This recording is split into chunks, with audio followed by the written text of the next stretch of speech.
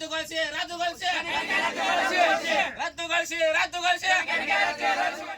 ರಾಮು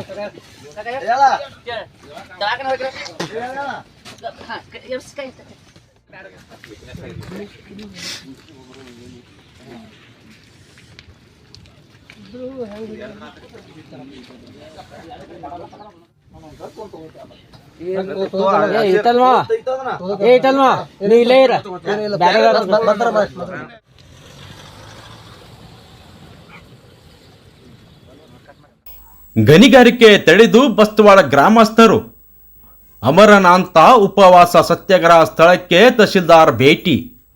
ಬೆಳಗಾವಿ ಜಿಲ್ಲೆಯ ರಾಯಬಾಗ ತಾಲೂಕಿನ ಬಸ್ತವಾಡ ಗ್ರಾಮ ಪಂಚಾಯಿತಿ ವ್ಯಾಪ್ತಿಯಲ್ಲಿ ನಡೆಯುತ್ತಿರುವ ಗಣಿಗಾರಿಕೆ ನಿಲ್ಲಿಸುವಂತೆ ಗ್ರಾಮಸ್ಥರು ಅಮರನಾಂತ ಉಪವಾಸ.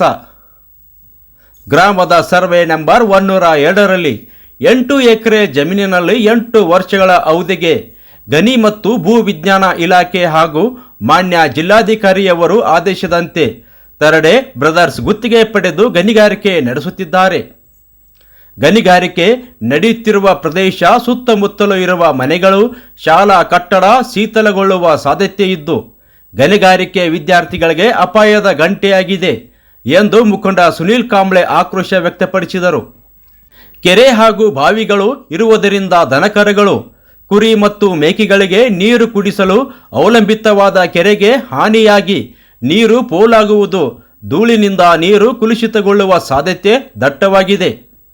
ಗಣಿಗಾರಿಕೆ ವಿರೋಧಿಸಿ ಅಮರನಾಂತ ಉಪವಾಸ ಸತ್ಯಾಗ್ರಹ ಮತ್ತು ಪ್ರತಿಭಟನೆ ಮಾಡುತ್ತಿರುವ ಗ್ರಾಮಸ್ಥರು ಗಣಿ ಮತ್ತು ಭೂ ವಿಜ್ಞಾನ ಇಲಾಖೆ ಹಾಗೂ ಮಾನ್ಯ ಜಿಲ್ಲಾಧಿಕಾರಿಗಳು ತಮ್ಮ ಆದೇಶವನ್ನು ರದ್ದುಪಡಿಸಬೇಕೆಂದು ಆಗ್ರಹಿಸಿದರು.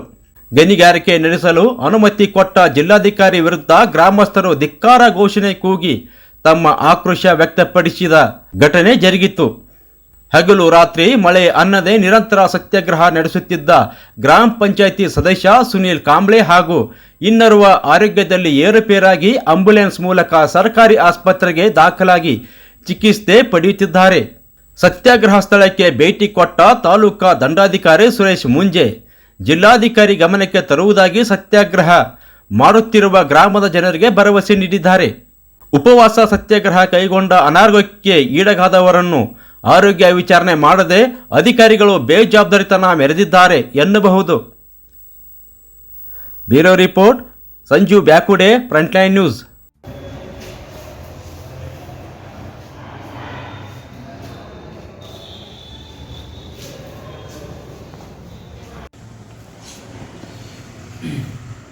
ಅಣ್ಣ ಏನೈತ್ರಿ?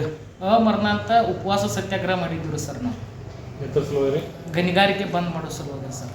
ಎಲ್ಲಿ ಗಣಿಗಾರಿಕೆ? ಬಸ್ತವಾಡ ಗ್ರಾಮದಲ್ಲಿ ಗಣಿಗಾರಿಕೆ ಮಾಡತ್ತಾರೆ ಸರ್. 8 ಎಕರೆ ತರಡೆ ಅವರು ಪ್ರೈವೇಟ್ ಲಿಮಿಟೆಡ್ ಅಂತಂದ್ರೆ ಇದನ್ನ ಮಾಡ್ಕೊಂಡು ಬಂದಿದ್ದಾರೆ ರೀ. ಅದನ್ನ ಗಣಿಗಾರಿಕೆ ನಾವು ಬಂದ್ ಮಾಡಿಸ್ಬೇಕ್ರಿ.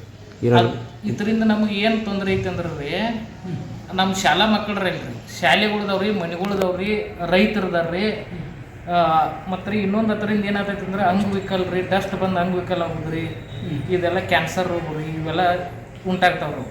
ಅದಕ್ಕಾಗಿ ನಮ್ಮ ಊರಿಗೆ ಅದು ಬ್ಯಾಡ್ ಅಂತ ನಾವು ಗ್ರಾಮಸ್ಥರು ಎಲ್ಲರೂ ಕೂಡಿ ನಾವು ಹೋರಾಟ ಮಾಡ್ತಾ ಇದ್ದೀವಿ. ಎಷ್ಟು ದಿವಸದಿಂದ ಮಾಡತ್ತೀರಿ?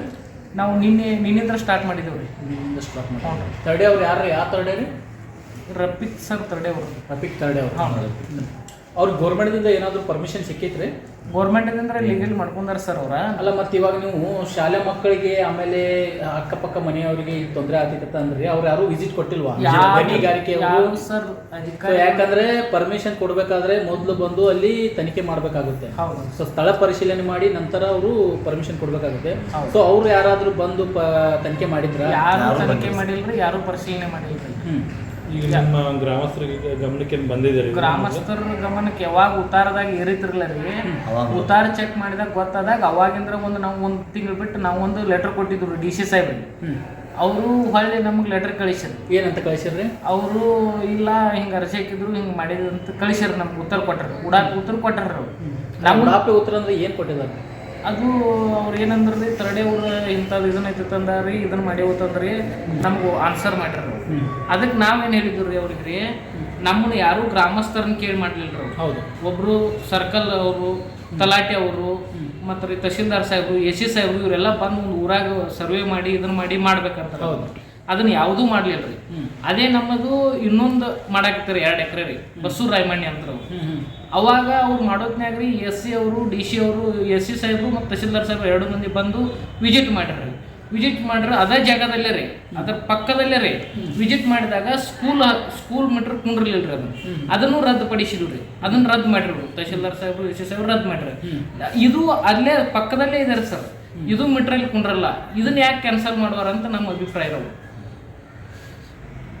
ಸರಿ, ಇವಾಗ ನೀವು ಹೋರಾಟ ಮಾಡಬೇಕಾದ್ರೆ ತಹಶೀಲ್ದಾರ್ ಅವ್ರ ಗಮನಕ್ಕೆ ಹಾಗೂ ಆಯಾ ಪೊಲೀಸ್ ಸ್ಟೇಷನ್ ಎಲ್ಲರಿಗೂ ಕೊಟ್ಟಿದ್ದೇವೆ ಸರ್.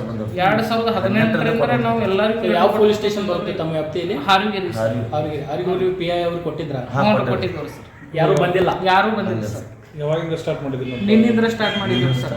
ಉಪವಾಸ ಸತ್ಯಾಗ್ರಹ ಅಮರ್ನಾಥ ಉಪವಾಸ ಸತ್ಯಾಗ್ರಹ ಮಾಡ್ತೀವಂತ ರೀ ತಹಶೀಲ್ದಾರ್ ಸಾಹೇಬ್ರಿಗೂ ಕೊಟ್ಟಿದ್ದೀವಿ ರೀ. ತಹಶೀಲ್ದಾರ್ ಸಾಹೇಬ್ರು ಇನ್ನೂ ತನಕ ನಮಗೇನು ಇನ್ಫಾರ್ಮೇಶನ್ ಮಾಡಿಲ್ಲ ರೀ.